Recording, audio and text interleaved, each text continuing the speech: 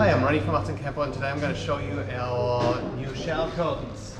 So they're easy stored away in our tailgate. So what you do, just pull it out, gentle, and then it just hangs here. You unwrap it. Good. Then you grab this end with the little hook in it. I'm just going to show you one today. And then you just push this up here and locks in. The next step would be you grab the other end, look for the press start, and then clip that in. Walk around with the magnet on. Next magnet. One here, and then one here. And then you get your shower curtain. Same with the other side. And then taking it apart, just reverse the steps.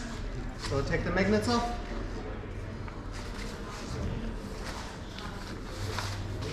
Press that off. Unlock the tailgate. And then our special trick, you just wrap it around itself a little bit. Hold it like that.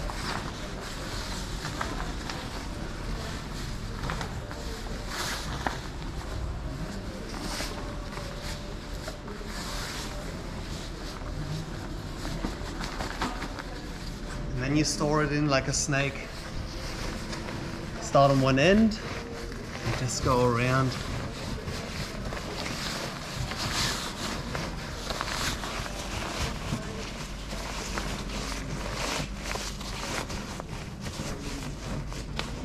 That's it.